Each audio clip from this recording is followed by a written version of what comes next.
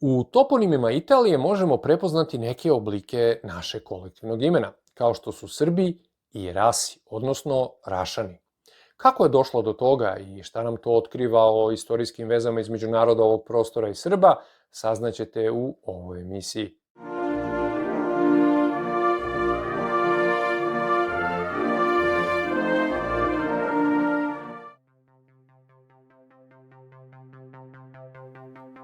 Dobrodošli na Srbionik, srpski svetionik. Kliknite u znak podrške, zapratite kanal i prosledite link emisije drugima, kako bi Srbionik još jače obasjavao srpski put. I u ovoj emisiji Srbionik nagrađuje najbržeg među vama jednim primjerkom moje knjige Kako razumeti Srbina u sebi. Dostava knjige je besplatna. Potrebno je da u komentaru napišete sledeći tekst: Kako razumeti Srbina u sebi i vaše ime i prezime. Pratite Srbionik jer vas i u narednim emisijama očekuju pokloni. Ovom prilikom želim da se zahvalim Vlajku Ivoviću iz Sidneja iz Australije za pomoć u realizaciji ove emisije. U njoj obrađujem dve grupe srbozvučnih toponima Italije, jednu vezanu za naš etnonim Srbi, a drugu za ime Rašani, odnosno njegovu varijaciju Rasi. Početni minimumi prve pomenute grupe su Sorb, Serb, Sarb i Zerv, dok su ove druge Ras i Res. U ovoj emisiji ćemo se pozabaviti imenima takvih mesta, a pomenut ćemo i sve one toponime koji se mogu dovesti u vezu sa drugim nazivima za naš narod ili različite etničke grupe našega naroda u istorijskom kontekstu. Da bismo razumeli raširenost toponima koji za koren imaju različite varijante našeg kolektivnog imena, moramo da uzmemo u obzir podatke o istoriji ovog prostora. Ovde ih iznosim u najkraćim crtama, a vi pogledajte emisiju do kraja kako biste možda utvrdili neku nelogičnost ili nedoslednost, te videli nešto što ja nisam uspeo, pa dokazali da naši preci ipak nisu ovde živeli, što je, bar se meni čini, mnogo teže. Svakako ostavite komentar na ovu temu. Rimsko carstvo će na vrhuncu svoje moći obuhvatiti prostore daleko od Apenina, a njegov početak je bio upravo na prostoru današnje Italije. Tadašnji Rimljani su proizišli kao jedan etnički miks raznoraznih naroda i plemena, od kojih se naročito izdvajaju Etrurci, narod koji je upravo tako i nestao, pretapanjem u ovu etničku masu. Prethodnici Rimljana na Apeninskom poluostrvu, Etrurci, su bili narod koji je sebe nazivao Rasenima ili Rašanima. Zvanična nauka nema odgovor na pitanje odakle su tačno došli, ali veći deo teorija potvrđuje da je njihovo poreklo sa naših prostora. Zapadna nauka naglašava više oblika istog imena Raseni. Mi svi znamo za srednjevekovnu srpsku državu Rašku, te za grad Ras, ali i za jedno od imena kojim su nas nazivali drugi narodi. Recimo, Mađari dan danas koriste izraz Raci, odnosno Racok, kao jedan od naziva za Srbe, a Rusi ime svoje države izgovaraju kao Rasija. Raseni nisu bili samo fizička prethodnica Rimljana, već i civilizacijska. 3 od 7 kraljeva u periodu Rimskog kraljevstva su bili Raseni. Dakle, može se reći na samom početku Rima. Celo kulturološko i versko nasleđe u Rimljana i Grka je u vezi sa rasenskim, to jest rašanskim. Rasenska umetnost i arhitektura su po mnogim stavkama prevazilazile čak i kasnije faze pomenutih mlađih civilizacija, Grka i Rimljana.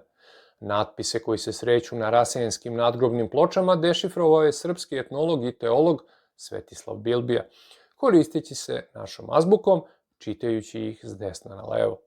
Ovaj rad Svetislava Bilbije su priznali veliki svetski etruskolozi poput Italijana Massima Palotina. Zapravo se radi o slovima vinčanskog pisma, što se u potpunosti poklapa sa tvrdnjama o dolasku Rasena, to jest Etruraca, sa prostora vinčanske kulture. Zato krećemo odmah od tog rašanskog, odnosno rasenskog korena rasa i toponima izvedenim iz njega, koji su i danas živi na prostoru Italije. Njihova etimologija se uglavnom ne zna, premda se za poneke od njih potvrđuje rasensko ishodište, kao u slučaju toponima Rasina, odnosno Rasina. Ovdje sam se poigrao naglaskom kako bih vas podsjetio da je istoimeni hidronim Rasina desna pritoka Zapadne Morave. Dakle, evo italijanskih toponima ove osnove koje sam izdvojio za danas. Rasina oblasti Arezzo, Rasina okruga Peruđa, Resina okruga Peruđa. Ovdje napominjem da rezina na italijanskom ima značenje smole. Rascio, koji se po klasičnom latinskom čita kao raschio, gdje se vidi pomenuta veza između rasa i rašana. Rasenantholz, Castello di Reschio, zamak Reschio, i Monte Rasu na Sardiniji. Na Korzici postoji padina Rasina, odnosno Rašina, i uzvišenje Rascamontone. Korzika je danas deo Francuske, ali je u geografskom smislu deo prostorne celine koju obrađujemo. Napišite u vašim komentarima da li znate za još neka imena ovog korena, kako na prostoru Italije, tako i na bilo kom drugom mestu. Sad idemo na našu drugu grupu, koja u korenu sadrži reči Srbi i Srbija. Napominjem da sam već snimio jednu emisiju na ovu temu, te će ovaj deo biti usavršeno izdanje, to jest dopunjena i proširena verzija, kada govorimo o sveukupnim toponimima ovog korena u Italiji.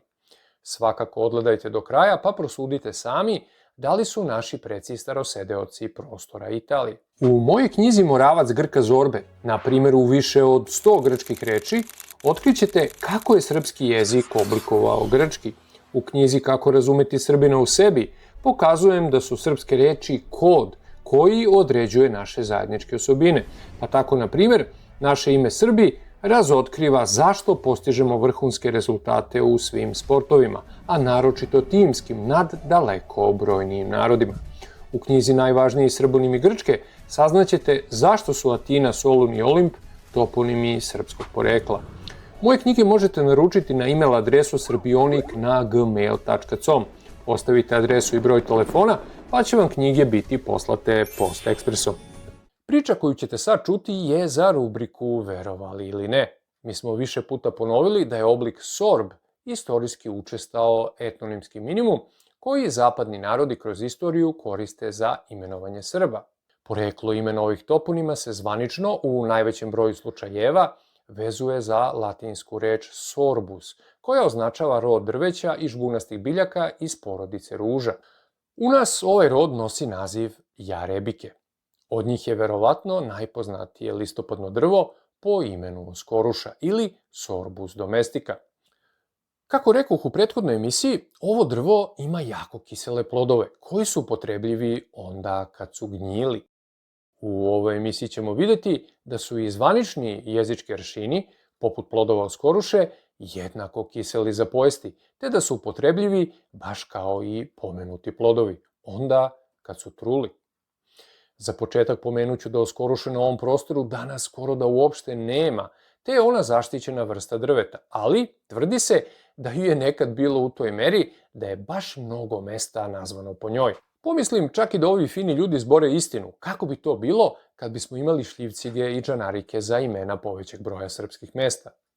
Naravno teško, jer mi šljivciga i džanarika na našem prostoru još uvek imamo na pretek. Možda jednom kad ih ne bude bilo. Ali ovo nije jedina besmislica u celoj priči. Da se podsjetimo, Italijani Srbe danas zovu Serbi, a Grci Servi. Servius Tullius ili Servije Tulije je 6. rimski kralj i drugi po redu od rimskih kraljeva etruškog porekla. Navodi se da grčki i rimski izvori špekulišu o njegovom robovskom poreklu, nekako opravdavajući njegovo ime, Servius, ime koje navodno dolazi od latinske reči za roba, servus. Dakle, verovali ili ne, ispada da je ovaj veliki rimski kralj zapravo bio kralj rob. Neko će reći, aj bar nije bio kralj Skoruša. Na ovu konstrukciju se nadovezuje priča da je njegov otac imao status božanstva, a da mu je majka bila latinska princeza, koja je robovala na dvoru njegovog prethodnika, kralja Tarquinija Priska. Prema toj teoriji, tačnije rečeno legendi, koju prenosi rimski istoričar Livije, Servijeva majka Okresija je zatrudnela sa bogom Vulkanom. U slučaju Servija Tulija, ova legenda je trebala da posluži da se opravda njegov uspon na presto uprkos njegovom navodno skromnom poreklu kao sina robinje. Ovde se primećuje jedna zajednička matrica u borbi protiv istinskog ishodišta reči, a to je večita upotreba legendi, bajki i mitologije, tačnije rečeno izmišljotina, koje ne smetaju prvacima takozvane kritičke nauke. Naprotiv, hajde da vidimo šta kažu činjenice u vidu toponima ove osnove, koji i dan danas, posle više hiljada godina od opisanih događaja, postoje na ovom prostoru. To su Zervo, Sorbo opštine Tagliacozzo, Sorbo Montele, Sorbo San Basile u Kalabriji, Sorbo Serpico, pokrajine Kampanije, Sorbo Kozence, Sorbo u Macerati, Cadi Martino Sorbano Ponte, Sorbolo okruga Parma, Sorbolo a Levante u istom okrugu, Sorbo Longo, mesto i utvrđenje u okrugu Pesaro i Urbinu u regionu Marke, Serbaro u regiji Piemont, Serbadone, okruga Rimini, Parco del Sorbo u blizini mesta Formello, nadomak Rima, i Sarbija, La Specije. Ovde je zanimljivo da u Poljskoj postoji više mesta potpuno istog imena, Sarbija. U svojoj knjizi Das etnonim Srbi Serbi Serbija, profesor Bohumskog univerziteta Mihajlo Jelić navodi 52 poljska toponima koji proizilaze iz našeg imena, Srbi, a među njima je i ovo mesto, Sarbija. U Poljskoj postoji 4 toponima Sarbija i još dosta varijacija istog tipa Sarbija, Sarbin, Sarbija, Sarpka, Sarbina, Sarbinovo, Sarbinovko, Sarpsk, Sarpski Gori i tako dalje.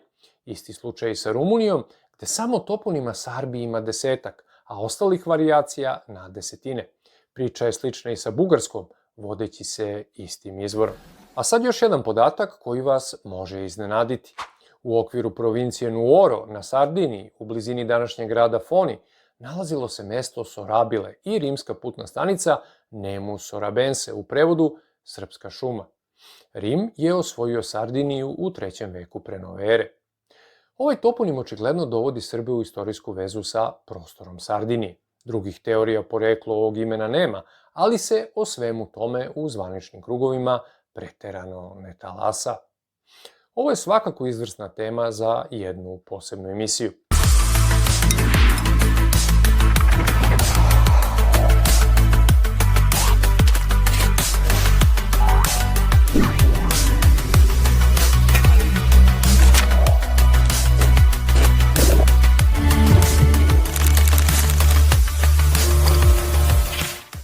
Na Korzici imamo mesta Sorbo Canjano, Sorbalano i uzvišenje Sorbo. Za detaljne informacije o pomenutim mestima pogledajte moju prethodnu emisiju o srbonimima Italije. Ovde napominjem da sam u obzir uzeo samo veće toponime, ne i mikrotoponimiju. Dakle, izostavljeni su nazivi ulica i kuća, izvora i lugova, bara i livada.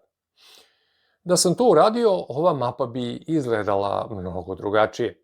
A da li vi znate za evropske toponime koji proizilaze iz našeg kolektivnog imena, Srbi? Ako znate, navedite ih u vašim komentarima. Valja pomenuti one toponime koji nemaju toliko očiglednu sazvučnost sa našim etnonimom. Takva je Sardinija, na primjer, o kojoj sam govorio u jednoj od prethodnih emisija. Ovi toponimi se mogu dovesti u vezu sa etničkim grupama na prostoru Apenina koje imaju istorijsku ili jezičku vezu sa našim narodom. Da bismo ovo razumeli, treba posjedovati i određena istorijska saznanja o samoj Italiji, pa idemo u tom pravcu samo na moment. Ostanite do kraja kako biste i sami pojmili razmere masovnosti tragova naših predaka na ovom prostoru. Kraljevina Italije je zvanično proglašena 1861. godine, kad je ujedinjenjem većine italijanskih država stvorena jedinstvena zemlja pod kraljem Viktorom Emanuelom II. Za zvanični jezik proglašen je italijanski, zasnovan na toskanskom, naročito florentinskom govoru.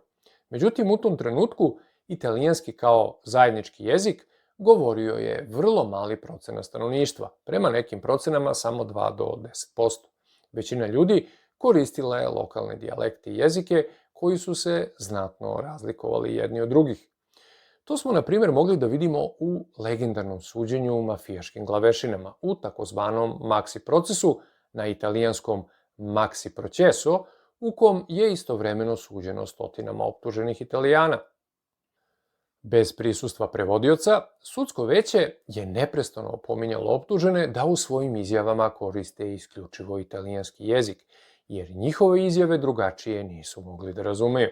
Stoga je bitno naznačiti da reč serbo, koja označava Srbina u modernom italijanskom jeziku, jeste samo jedna varijacija našeg etnonima, kao što bi bila i reč sorbo, to jest minimum sorb, koji vidimo u slučaju više pomenutih toponima van regije Toskane, na Apeninskom poluostrvu. Na slici vidite jezičke oblasti Apenina u prošlosti, u vremenu pre nove ere. Na ovoj mapi se vidi i jezička oblast pomenutih Etruraca, to jest Rasena, i Reta ili Raeta, naroda koji kao i Raseni pripada tirenskoj familiji naroda, a Tireni su poreklom upravo sa našeg životnog prostora, onog što danas zovemo Balkan.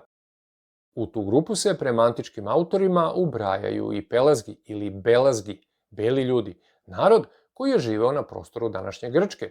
Jezičke dokaze o vezama ovog starog naroda i Srba iznosim u mojoj knjizi Moravac Grka Zorbe. Zapažete da je ime Reti ili Raeti sazvučno sa Raci, kako nas u nekim kontekstima i danas zovu Mađari. Inače, o Retima smo govorili u emisiji o toponimima Švajcarske i gradu Lozani. Potom zapažate Venete, koji su samo jedna izvedba imena Vendi, kojim i danas Nemci zovu Srbe. Na slici vidite muzej lužičkih Srba u Kodbusu. Venedi, Vendi i Veneti su stari evropski narod koji je živeo na području između Visle i Dnjepra, a smatraju se precima Slovena, kao i jadranski Veneti i galski Veneti, koji po svemu sudeći pripadaju istoj grupi naroda. Najraniji podaci o Vendima datiraju iz vremena s početka nove ere i pripadaju rimskim piscima Pliniju Starijem, Publiju Korneliju Tacitu i Klaudiju Ptolomeju. Iako je, pretpostavlja se, Vende pominjao Herodot još u 5. veku pre nove ere, kad je napisao da su Ćilibari iz reke Eridan doneli Eneti, odnosno Veneti. Ovdje ima još nekoliko jezika etničkih grupa koje se mogu dovesti u vezu sa Srbima, ali to ovom prilikom nećemo činiti jer bi to daleko prevazišlo okvire jedne emisije i mojih mogućnosti u okviru nje. Ovo vam sve pričam kako bih pomenuo da u Italiji ima još mnogo toponima koji proizilaze iz drugih istorijskih imena za naše pretke, poput toponima Venecija. Ne govorimo samo o čuvenom gradu kanala, već o toponimu koji se ponavlja na više mesta u Italiji, a proizilazi iz imena naroda Veneta, odakle dolaze i toponimi Venetija i Veneto, na primjer. Potom imamo slučajeve poveznica koje ne potvrđuje zvanična naučna priča, a za koje realno nemamo čvrste dokaze. No mislim da ih je svakako vredno pomenuti. Na primjer, Sardinija, ostrvo koje je dobilo ime po narodu imena Sardi. Mi znamo za Sarde Male Azije, stanovnike istoimenog antičkog grada. Ovo ime, Sardi, se može dovesti u vezu sa našim etnonimom Srbi, između ostalog i po osnovi etnonima Serdi. Serdi su bili tračko pleme koje je živelo na našem prostoru, a nas kroz istoriju nazivaju i tračanima između svih ostalih imena. Kako sam već pomenuo u emisiji koju sam posvetio Sardiniji, na ovom ostrvu preovladava haplogrupa I, baš kao i u nas. S tom razlikom da Sardinci imaju podgrupu I2A1A, dok je naša podgrupa I2A, te su nam se putevi razišli pre mnogo hiljada godina.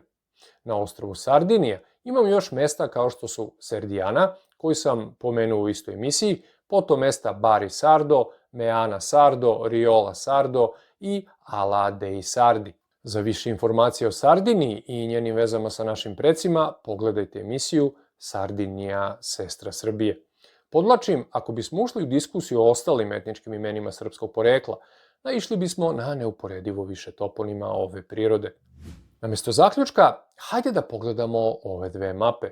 Prvo, vidimo mapu pomenutih drevnih naroda koji su govorili različitim varijantama starosedlačkog jezika na ovom prostoru. Potom, još jednom gledamo u mapu govornih jezika tih naroda na istom prostoru. Samo po iznetim podacima o Rašanima, Retima i Venetima, Ove dve mape dobrano objašnjavaju odakle ovoliko toponima vezanih za naš narod na prostoru Italije.